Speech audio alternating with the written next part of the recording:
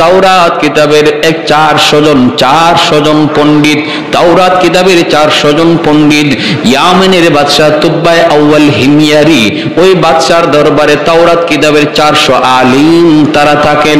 তারা বাদশাকে জানাইছে, বাদশা আমরা তো এখন তাওরাত কিতাব মানতেছি, আখিরি জামানায় একজন নবী আগমন করবে, ওই নবীর কাছে আল্লাহ পাঠাইবে কোরআন, আর নবীর আগমনের জন্ম হবে মক্কার জমিন, নবী হিজরত করে যাবেন মদিনাতুল মুনাওয়ারায়।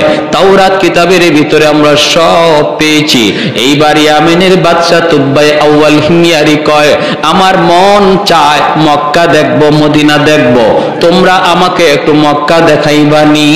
এই বইলা 400 জন আলেমকে সাথে লইয়া ইয়ামেনের বাদশা তুব্বাই আউয়াল হিময়ারি আমার নবীর জন্মের 1000 বছর আগে, আল্লাহু আকবার জোরে বলেন, ইতিহাস প্রসিদ্ধ এক ইতিহাসের কিতাব আল বেদায়া ওয়ান নেহায়া, এই কিতাবের ভিতরে ঘটনা এনেছেন নবীর সম্মানের কথা। কি বলবো, আমার নবীর জন্মের আগের শানের কথাটা শুধু শুনেন, মনোযোগ দিয়া শুনেন। মানুষের সম্মান শুরু হয় জন্মের পর, মানুষের জীবনী আলোচনা হয় জন্মের পর, আর আমার আপনার নবীর জীবনী শুরু হয়ে গেছে জন্মের বহু বহু আগে। আল্লাহু আকবার। ইয়ামেনের বাদশা কয় আমি মক্কায় যাব, 400 জন আলেম সঙ্গে লইয়া, বিশাল সৈন্যবহর সাথে লইয়া তারা মক্কার ভিতরে ঢুকতে যাবে। মক্কার ভিতরে মাত্র ঢুকতে যাবে রে ভাই, ইয়ামেনের বাদশা দেখে মক্কার কোনো মানুষ তারে স্বাগতম জানাইতে বের হয় না। বাদশার মাইন্ডে বড় লাগলো, বাদশা বড় মাইন্ডে লাগলো। বাদশা আলেমদেরকে বলতেছে, ঘটনা কি, এতভাবে জানাইলাম, এত নিউজ দিলাম, আমি মক্কা আসতেছি, তখনকার সময়ের সবচেয়ে ক্ষমতাধর বাদশা, এত বড় বিশাল বহর, মক্কার মানুষ বুঝি নাই, কেউ আমাকে সম্মান জানাইতে বের হয় না। 400 জন আলেম তখন বলতেছে, বাদশা জাহাপনা, মক্কার মানুষের কাছে একটা ঘর আছে, যেই ঘরের নাম হলো বাইতুল্লাহ, খানায়ে কাবা। ওই ঘরটা হলো পৃথিবীর সবচেয়ে সম্মানী ঘর, এই ঘরের সম্মান তাদের কাছে সবচেয়ে বড়। এজন্য এই ঘরকে পিছনে রেখে এরা কারো সম্মানে মক্কা থেকে বের হয় না, কারণ ঘরের চেয়ে সম্মানী এখনো কেউ দুনিয়াতে আল্লাহ পাঠায় নাই। অতএব আল্লাহর ঘরকে রেখে কারো সম্মানে ওরা মক্কা থেকে বের হয় না। তুব্বাই আউয়াল হিময়ারি কয়, আমার মাইন্ডে লাগলো, তাহলে আমি এই ঘর রাখবো না, যে ঘর আমার সম্মানে বাধা হয়ে দাঁড়ালো। এসে গেল মক্কায় বাইতুল্লাহর ঘরে, আল্লাহর ঘরখানায় কাবার সামনে। 400 জন আলেম বাধা দেয়, ও বাদশা জাহাপনা, সব জায়গায় আঙ্গুল দিও না, সব জায়গায় তুমি বিয়াদবি কইরো না, সব বিয়াদবি আল্লাহ সইতে পারে, আল্লাহর ঘরের সাথে বিয়াদবি আল্লাহ সইতে পারে না, সব বিয়াদবি আল্লাহ সইতে পারে, কিন্তু আল্লাহ তার বন্ধুর সাথে বিয়াদবি সইতে পারে না। আওয়াজ দিয়া বলেন ঠিক কিনা? এজন্য নবীর সাথে যারা এই বিয়াদবি করেছে, নবীর যুগে প্রত্যেকটা বিয়াদবরে আল্লাহ ধরছে। আল্লাহ তো, আমি আল্লাহ আমার কথা সইতে পারবো, আমার বন্ধুরে গালি দিলে আমি সইতে পারি না। আর নবী কয়, আমি নবী আমার গালি সইতে পারি, আমার আল্লাহরে গালি দিলে আমি নবী সইতে পারি না। বন্ধু বন্ধুর জন্য কতটা পাগল, বাইতুল্লাহ হাত দিয়া দিবে ভাঙার জন্য 400 জন আলেম বাধা দেয়। এরপর তুব্বাই আউয়াল হিময়ারি বাধা মানতে রাজি না, হাতটা দিয়ে দেয়, আলেম ওলামারা বাধা দেয়, বাধা মানে না। যেই মাত্র হাতটা আল্লাহর ঘরে মাত্র লাগাইলো ভাঙ্গার নিয়তে, সাথে সাথে নাক মুখ দিয়া রক্ত বের হওয়া শুরু হলো, ফিনকে দিয়া রক্ত বের হওয়া শুরু হলো। বাদশার সাথে সাথে যেই জায়গায় দাঁড়ানো ছিল, জায়গার মধ্যেই দাঁতি লেগে গেল, মরে যাবে, রক্ত বন্ধ হয় না। এইবার আলেমরা বলতেছে, বাদশা বারবার বলেছিলাম বেয়াদবি সব জায়গায় আল্লাহ সহ্য করে না, কেন তুমি এমনটা করতে গেলা? বাদশা তখন কয়, আমি মাপ চাই গো, আমাকে মাফ করো, আমি বুঝি নাই। কয়, আল্লাহর ঘর ধরে আবার তুমি মাপ চাও? যেই মাত্র আল্লাহর ঘর ধরে আবার মাপ চাইছে, মালিক আমি ভুল করে ফেলেছি, আল্লাহর সাথে সাথে তওবা কবুল করে তারে সুস্থ বানায় দিছে। বলুন তো, সুস্থতার চাবিকাঠি কার হাতে? আরো জোরে বলেন না, কার হাতে? এই ইয়াকিন আছে তো? হ্যাঁ, সাবধান, এটা মনে রাখবেন না ওই জায়গার পানি গায়ে লাগাইলে সুস্থ হয়ে যাবেন, অমুকে ফু দিলে পরে আপনি সুস্থ হয়ে যাবেন, এই ধরনের ইয়াকিন রাখা যাবে না। সুস্থতার মালিক কে? আল্লাহ। এখন বাদশাহ কয়, যেই ঘরে এত দামি ঘর, এই ঘরে আমি একটা খেদমত করব। তারা কয় কি খেদমত? কয় আমি আল্লাহর ঘরের গিলাফ লাগাইয়া দিব। আমার নবীর জন্মের 1000 বছর আগে আল্লাহর ঘর খানায় কাবার গিলাফ লাগাইলো যে ব্যক্তি, সে হলো ইয়ামেনের বাদশাহ তুব্বাই আউয়াল হিময়ারি। কে উল্লেখ করেছেন? প্রসিদ্ধ ইতিহাসবিদ আল বেদায়া ওয়ান নেহায়া কিতাবের ভিতরে। এই আল্লাহর ঘরে গিলাফ লাগানো হলো। আজও আল্লাহর ঘরে গিলাফ আছে, পরিবর্তন হয়, বদলানো হয়, কিন্তু সিস্টেম ও তখন থেকে শুরু হয়েছে। এরপরে উলামায়ে কেরাম বলতেছে আর একটু সফর করবেন? আর একটু সফর করব, আমি মক্কার আশপাশ দেখব। ঘুরতেছে ঘুরতেছে ঘুরতেছে, একটা রাস্তার কিনারা একটা রাস্তা দিয়ে তারা হাঁটতেছে। এইবার রাস্তাটা যাওয়া মাত্রই দেখা যায় 400 জন আলেম একজন আরেকজনকে লক্ষ্য করে বলতেছে, দোস্ত ও দোস্ত, রাস্তার কন্ডিশন দেখে মনে হয় এই রাস্তাটা বুঝি আমরা ভালো করে চিনি। রাস্তার বিবরণ তাওরাত কিতাবের মধ্যে এসেছে। কোন রাস্তা? কয় নবীজি যেই রাত্রে মক্কা থেকে মদিনায় হিজরত করবেন যেই রাস্তা দিয়া, এই রাস্তাটা কেমন হবে, কন্ডিশন কেমন হবে, ওই রাস্তার বিবরণ আল্লাহ তাওরাত কিতাবে উল্লেখ করেছেন। শুধু আমার নবীর কথা তাওরাতে না, নবী যে রাস্তা দিয়া হিজরত করে মদিনায় যাবেন ওই রাস্তাটা কেমন হবে, এই কথাগুলিও আল্লাহ তাওরাত কিতাবে উল্লেখ করেছে। 400 জন আলেম একজন আরেকজন কয়, দোস্ত এ দোস্ত একটু দেখ, তাকা দেখ কিতাবের সাথে মিলে কিনা। কয় 100% মিলে গেছে, এই সেই রাস্তা, হিজরতের রাস্তা। কয় তাহলে আর থামা যাবে না, চলতে থাকো, মদিনা পর্যন্ত আমরা যাব। তখন তো মদিনায় কোনো ঘর নাই, বাড়ি নাই, মদিনায় কোনো ঘর নাই, বাড়ি নাই, কিন্তু তারা বলতেছে আমরা মদিনা পর্যন্ত যাব। কারণ মদিনা কোন জায়গাটা হবে, ওই জায়গার আবহাওয়া কেমন হবে, এই জায়গার এলাকাটা কেমন হবে, আল্লাহ তাও তাওরাত কিতাবে উল্লেখ করেছেন। অতএব আমরা মাটি দেখলে বুঝে ফেলবো এটাই হবে সোনার মদিনা। যাইতেছেন যাইতেছেন সোনার মদিনায় যাইয়াই 400 জন তাওরাতের আলেম ডানে বামে তাকায়, পাহাড় পর্বত দেখে জমিনের পরীক্ষা করে সবাই শুকরিয়া তান আল্লাহর কদমে সেজদায় পড়ে গেছে। বাদশা বলতেছে, উলামায়ে কেরাম আমাকে একটু খুলে বলো না কি হয়েছে? কয় শুকরান শুকরান, আলহামদুলিল্লাহ আমরা মদিনাতুল মুনাওয়ারার সংবাদ পেয়ে গেছি, সন্ধান পেয়ে গেছি। কয় কোন জায়গা? কয় যেখানে আপনি আমি দাঁড়ায় আছি গো বাদশা, এই জায়গায় হবে সোনার মদিনা, যেখানে আখিরি নবী চিরনিদ্রায় শুয়ে থাকবেন। মক্কার আপন মানুষগুলি নবীকে মক্কায় থাকতে দিবে না, রক্তের মানুষগুলো আমার নবীকে পিটায় রক্তাক্ত করবে। সেই নবী চোখের পানি মুইসা মুইসা মদিনার দিকে হিজরত করবে, আর এই হবে সেই সোনার মদিনা। এখানেই বসতি গড়ে উঠবে, এখানেই নবী শুয়ে থাকবে। এই কথা বলা মাত্র উলামায়ে কেরাম কান্দে আর কয়, বাদশা যাহাব না, আপনি আপনার ইয়ামিন চলে যান, আপনার সৈন্য সামন্ত লয়ে আপনি ইয়ামিন চলে যান। কিন্তু আমরা সিদ্ধান্ত নিয়েছি মদিনার সংবাদ যেহেতু পেয়ে গেছি, সন্ধান যেহেতু পেয়ে গেছি, আমরা বাকি জীবন এই জায়গায় কাটায় দিব। এখানেই যেন আমাদের মরণ হয়, এখানেই যেন আমাদের কবর হয়, আমাদের কবরের পাশ দিয়ে যেন রহমতের নবী হাঁটা চলা করে, আমার নবী রহমতের নবীর পায়ের ধুলায় যেন আমরা কবরে শান্তি পাই। যেরকম সুবহানাল্লাহ। এ ভাই একটু মনোযোগ দিয়ে শুনো রে নবীর আশিক, একটু তোমার আমার নবীর শান মানের কথাগুলি একটু শোনো। আমি তো শুধু শানের কথাগুলা বলতেছি, আমার নবী এখনো আসেনি নাই দুনিয়ায়। দুনিয়া আসার আগে নবীর শান কি ছিল ওই কথাগুলি শুধু একটু বলতেছি, মনোযোগ দিয়ে শোনো। আজকে কার প্রেমে পাগল হয়েছো তুমি? কোন খেলোয়াড়ের প্রেমে পাগল হয়েছো? কোন মানুষের প্রেমে পাগল হয়েছো? পাগল যদি হওয়ার কথা, মহব্বত যদি তোমার করার কথা, ইশক ভালোবাসা যদি তোমার অন্তরে নেওয়ার কথা, তিনি হবেন তোমার নবী, তোমার কান্ডারি নবী, নবী মুহাম্মাদুর রাসূলুল্লাহ সাল্লাল্লাহু আলাইহি ওয়াসাল্লাম। উলামায়ে কেরাম কয়, বাদশা আপনি চলে যান, আমরা ইয়ামেন ফিরে যাব না, আমরা মদিনাতে আমাদের কবর বানাতে চাই, মদিনা যেন আমাদের কবর হয়।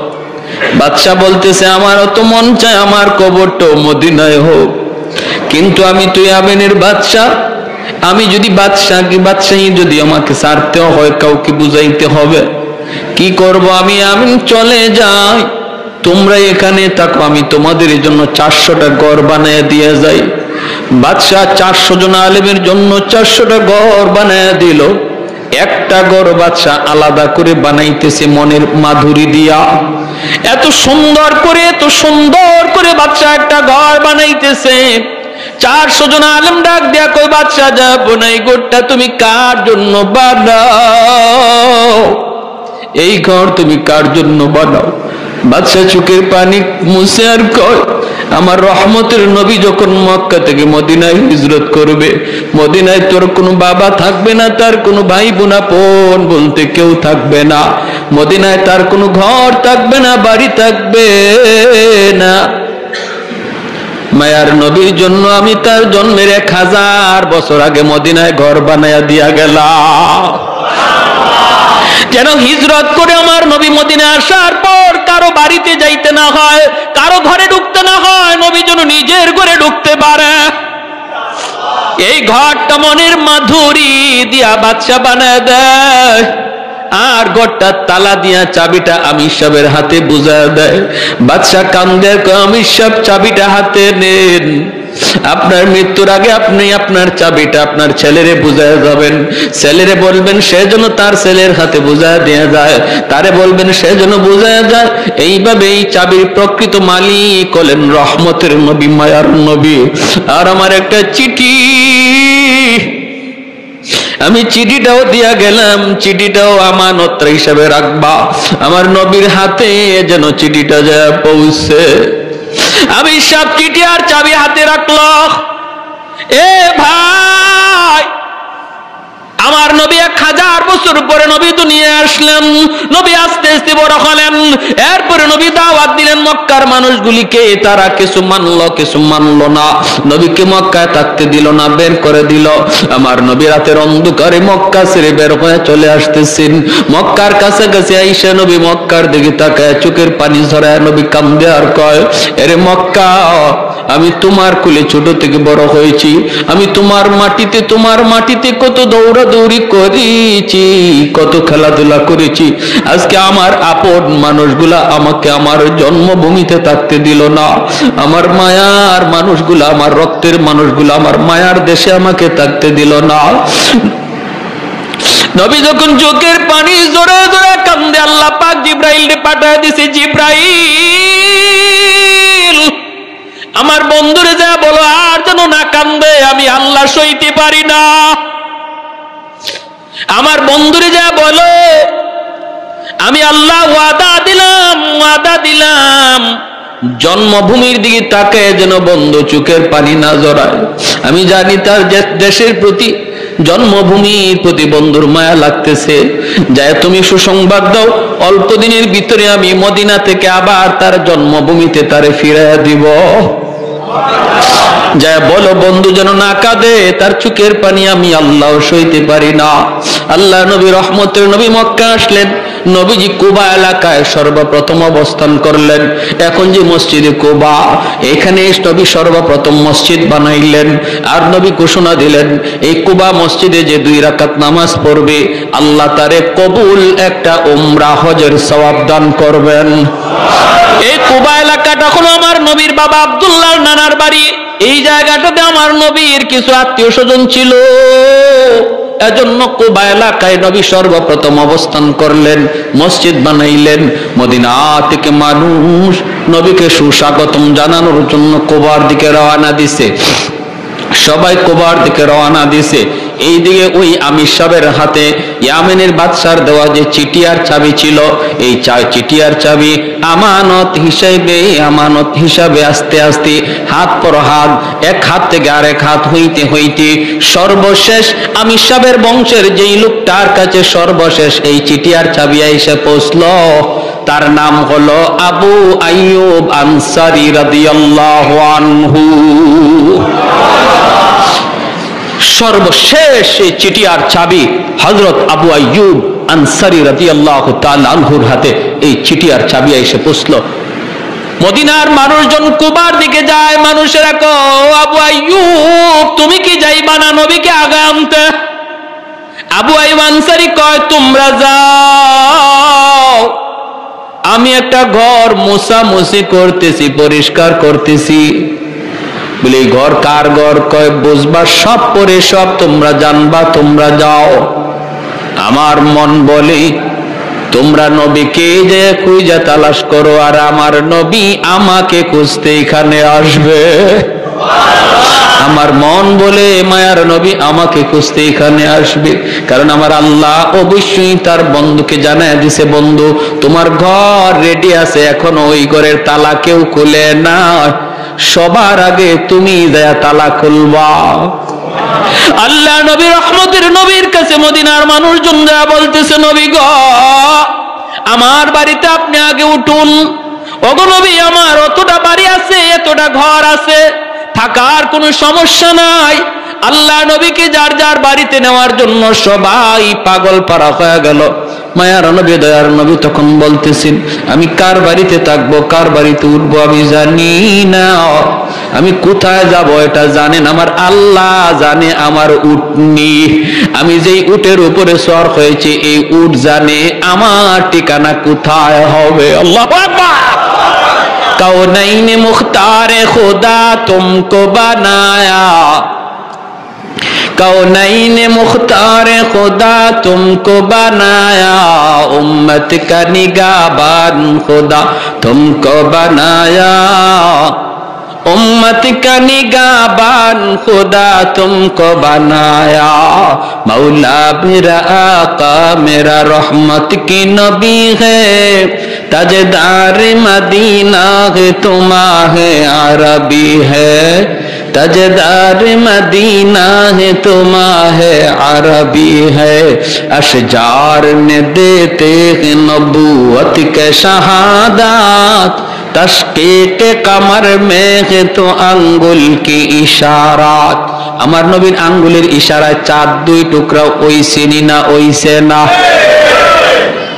ভাইরা আমার এজন্য বলতেছিলাম আল্লাহ নবী বলতেছে আমি জানি না কোথায় যাব, কোন দিকে যাব, জানেন আমার আল্লাহ জানে আমার উটনি। মায়ার নবী উটের পিঠে উঠে গেলেন। সাহাবায়ে কেরাম মদিনার মানুষ যাদেরকে আনসার বলা হয়, নবীর সাথে যারা মক্কা থেকে মদিনায় হিজরত করেছে তাদেরকে মুহাজির বলা হয়, আর মদিনার মানুষ যারা নবীকে সাহায্য করেছে তাদেরকে আনসার বলা হয়। আনসার শব্দের অর্থই হলো সাহায্যকারী। তারা সাহায্য করেছেন, জায়গা দিয়েছেন, ঘর দিয়েছেন, টাকা দিয়েছেন, সব দিক দিয়ে সহযোগিতা করেছেন, বিদায় তাদের নাম হলো আনসার। সবাই যায়, যান না শুধু একজন, তিনি কে? আবু আইয়ুব আনসারী। তিনি তো ওই ঘরটা শুধু মুছামুছি করতেছেন, পরিষ্কার করতেছেন। আমার নবীর উটনি একে একে নবীকে নিয়ে চলতে লাগলো। সামনে একজনের বাড়ি পড়ে, ওই বাড়িওয়ালা মনের ভিতরে বড় আশা নিয়ে বসা থাকে, ও মালিক তোমার বন্ধুর উটনিটা যদি আমার বাড়ির সামনে একটু বসতো, হায় রে যদি আমার বাড়ির সামনে উটনিটা একটু বসতো। কিন্তু না, বাড়িটা পাস করে যখন উটনিটা চলে যায় সে নিরাশ হয়ে যায়। সামনের বাড়িওয়ালা বুক ভরা আশা নিয়ে আবার বসা থাকে, মনে হয় আমার বাড়িতে উটনিটা বসবে, তার বাড়িতে উটনিটা বসলো না। আগাইতেছে মক্কা মদিনার অলি গলি দিয়ে উটনিটা যায়, কেউ তারে রাস্তা চিনে দেওয়া লাগতেছে না, যেন উটনি মদিনার সব রাস্তা চিনে। এইভাবে উটনিটা মায়ার নবীকে নিয়ে ঘুরতেছে, ঘুরতে ওই সেই বাড়ি যেই বাড়ি নবীর জন্মের 1000 বছর আগে ঘর বানায়া গেল। ইয়ামেনের বাদশা তুব্বাই আউয়াল হিময়ারি মসজিদে নববীর পাশে ওই ঘরের সামনে নবীর উটনিটা গেল। ওই জায়গায় আবু আইয়ুব আনসারীর হাতে হলো চিঠি আর চাবি। ওখানে যাইয়া উটনিটা মায়ার নবীকে নিয়ে বসে গেল। আল্লাহু আকবার। আবু আইয়ুব আনসারী আমার নবী, রহমতের নবী, মায়ার নবী ডাক দেয়া বলতেছেন, আবু আইয়ুব কোথায় আমার চিঠি আর চাবি, আমার হাতে দাও। কেউ বলে নাই। ওই সময় মদিনার মানুষ নবীর সাথে হিজরতকারী আবু বকর, কেউ জানে না এই চিঠির ইতিহাস কি, চাবির ইতিহাস কি। আল্লাহ নবী দা বলতেছেন, আবু আইয়ুব কোথায় আমি নবীর চিঠি আর চাবি, তোমার কাছে আমানত, আমার আমানত আমার হাতে বুঝা দাও। আবু আইয়ুব আনসারী চোখের পানিটা মুছে আর কয়, নবী গো, আমি ভালো করে জানতাম গো নবী, আপনাকে আমার আল্লাহ সব জানায় দিবে, আর আপনি ঠিকই আমার খুঁজেই পর্যন্ত পৌঁছে যাবেন। আমি তো কুবা বোঝাইতে পারতাম, যাই নাই। আমি আপনার ঘরটা মুছামুছি করতেছি গো আল্লাহর নবী। মায়ার নবী চিঠিটা আর চাবিটা হাতে নিয়েছেন। হাতে নিয়ে মায়ার নবী চিঠিটা খুললেন। চিঠিটা খোলার পরে নবী দেখেন লিখছে তুব্বাই আউয়াল হিমিয়ারি, নবীর জন্মের 1000 বছর আগের চিঠি। এই চিঠিতে ইয়ামেনের বাদশা লেখছে, ওগো মায়ার নবী, রহমতের নবী, সরওয়ারে দু জাহান, সাইয়্যিদুল মুরসালিন, নবী গো, সফরে বের হয়ে আপনার মদিনাতুল মুনাওয়ারার সন্ধান পাওয়া গেছি। আমার 400 জন আলেম মদিনায় রয়ে গেছি, ওদের কবর হবে আপনার কবরের পাশে। মন চাইছিল আমিও থাকতাম, কিন্তু পারলাম না। আমি বাদশা হয়ে ইয়ামেন ফিরে গেলাম। ওগো নবীজি, আমি আপনার জন্য একটা ছোট্ট হাদিয়া রেখে গেলাম গো নবী, একটা ছোট্ট কামরা। মদিনায় যেদিন আপনি হিজরত করে আসবেন, আপনি ওই কামরার মধ্যে আগে ঢুকবেন, এই ঘরের মালিক হলেন আপনি। আমি আপনার উপরে আপনার জন্মের 1000 বছর আগে ঈমান আনলাম। জন্মের 1000 বছর আগে ঈমান আনলো ইয়ামেনের বাদশাহ তুব্বাই আউয়াল হিমিয়ারি। ভাইরা আমার জন্য বলতেছি, আমার নবীর সম্মানের কথা কি বলবো, সারা রাত বললেও শেষ হবে না।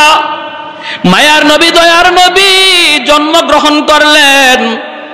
নবী জন্মগ্রহণ করলেন, মক্কার পাশ থেকে মানুষজন, মহিলারা বাচ্চা নেওয়ার জন্য আসতেছে লাইন ধরে। নবীর দুধমা হালিমা সাদিয়া তিনিও আসতেছেন লাইন ধরে।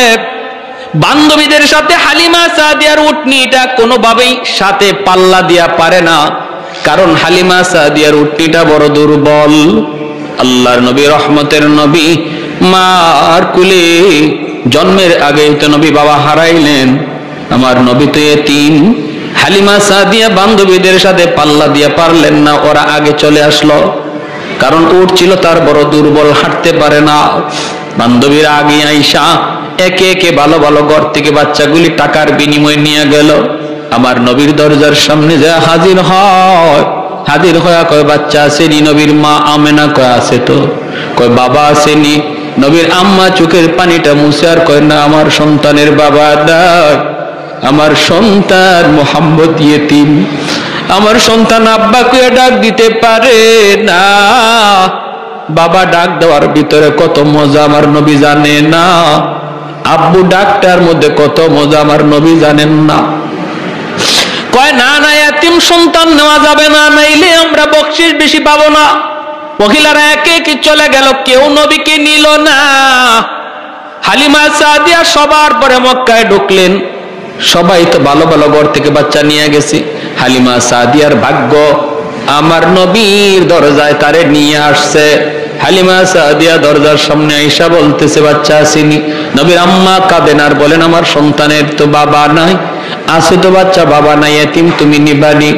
হালিমা সাদিয়া দরজার বাহির থেকে বলতেছে, দরজাটা একটু খুলো, তোমার মানিকের চেহারাটা এক নজর দেখাও, এরপরে সিদ্ধান্ত নিব আমি নিব কি নিব না।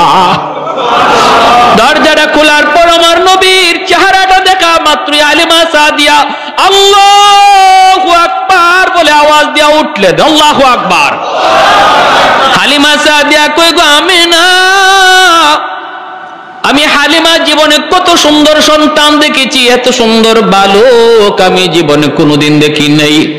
আমেনা বলতেছে তুমি কেমনে দেখবা, আমিও তো দেখি নাই। আল্লাহ পাক কয় জিব্রাইল রে, হালিমাও বুঝি আমার বন্ধুর মতো দেখে নাই, মায়ও বুঝি আমার বন্ধুর মতো কাউরে দেখে নাই, তুমি জিব্রাইলে দেখছো নি?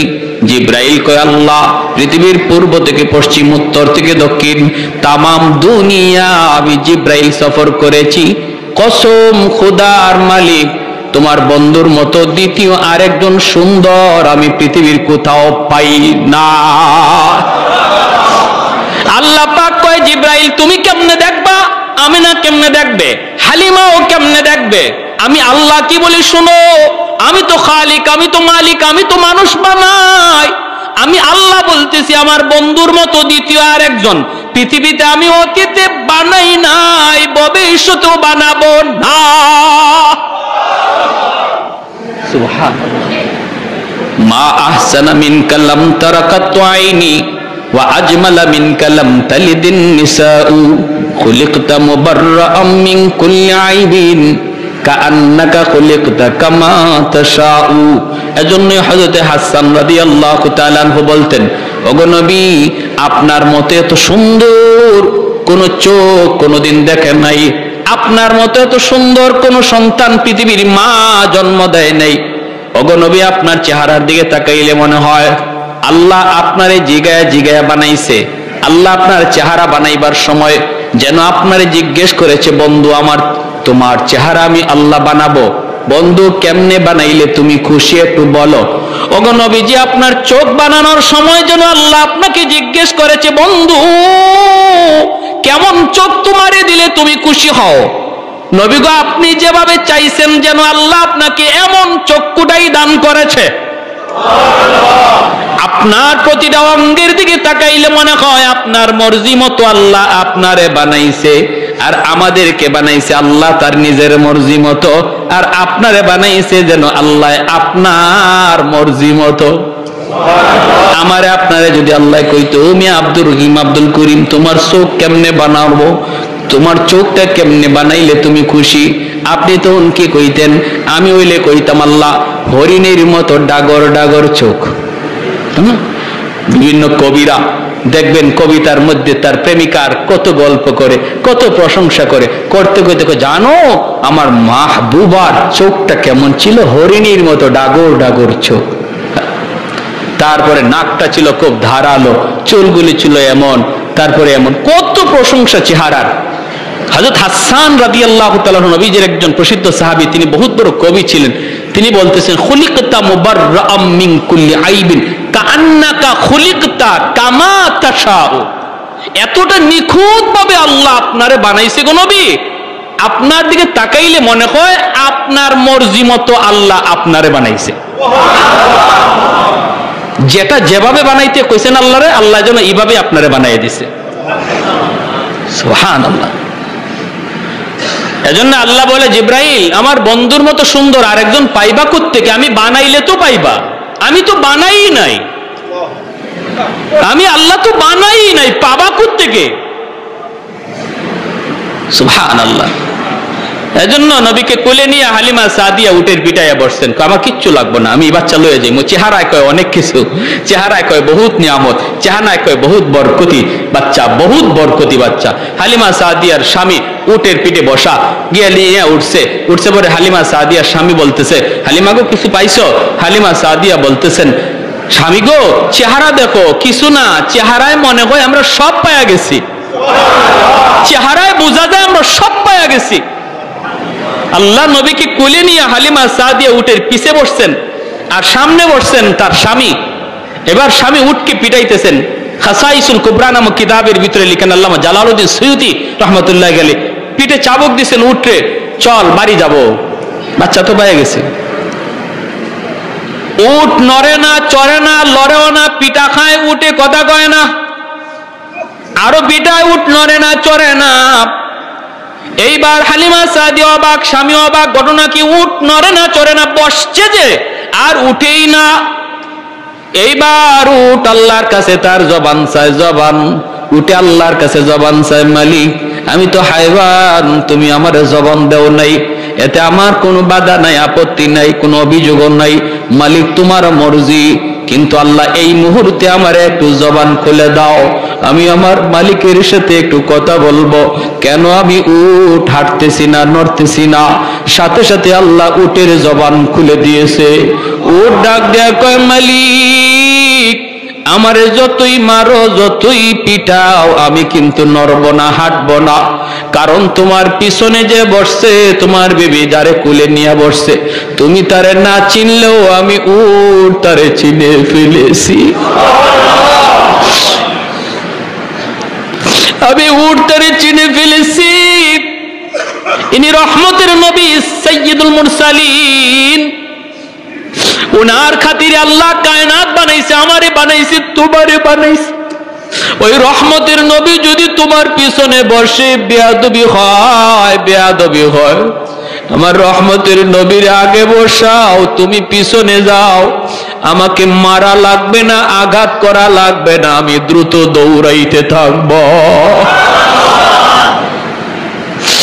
হালিমা সাদিয়ার স্বামী ডাক দিয়া কয়, হালিমা গো, কারে লই আইছো? উঠে যারে চিনে। ও হালিমা, তুমি সামনে আসো। হালিমা সাদিয়া আমার নবীকে নিয়ে সামনে আইসা বসলেন। স্বামী পিছনে বসছে, উট আস্তে করে দাঁড়ায় গেছে। এইবার উঠে ডাক দিয়ে কই, মালিক একটা আবদার করি। আমার রহমতের নবী যেখানে যার উপরে চড়বে, সেই পৃথিবীর শ্রেষ্ঠ হয়ে যাবে। আমার নবী আমার পিঠে উঠছে, আমি উট পৃথিবীর ভিতরে সবচেয়ে বড় ভাগ্যবান। আসার সময় আমি উটের লাগাম ছিল তোমার হাতে মালিক। এখন যেহেতু রহমতের নবী আমার পিঠে বসছে, নবীর নরম হাতে আমার উটের লাগামটা ধরায়া দাও। আমাকে পিটা দেওয়া লাগবে না, আমি দ্রুত দৌড়াইতে থাকবো। আমার রহমতের নবীর নরম হাতে যে উটের লাগাম ধরায় দিছি, উটের শরীরের মধ্যে আল্লাহ পাক বরকত দিয়া দিছে, শক্তি আল্লাহ দিয়া দিছে। বান্ধবীরা যারা আগে ওনারে ফালায়া বাড়ি যাওয়ার ছিল, মাঝ রাস্তায় যায় ওদেরকে ক্রস করে ফেলছে। বান্ধবীরা কয়, হালিমা গো, এই উটটা এত শক্তি আসলো কোত্থেকে? আসার সময় তোমার উটের কোনো শক্তি ছিল না, তোমার উট আমাদের সাথে হাইটা পারে নাই। এখন দেখা যায় তুমি আমাদেরকে ফালায় চলে যাইতেছ। এটা কি ওই উট নাকি অন্য কোন উট? হালিমা সাদিয়া চোখের পানি মুছার কয়, না রে বান্ধবীরা, এটা ওই উট। এটা কি আগের উটি, নতুন কোন উট নয়। যাবার সময় উটের লাগাম ছিল আমার স্বামীর হাতে, আর এখন উটের লাগাম হলো রহমতের নবীর হাতে।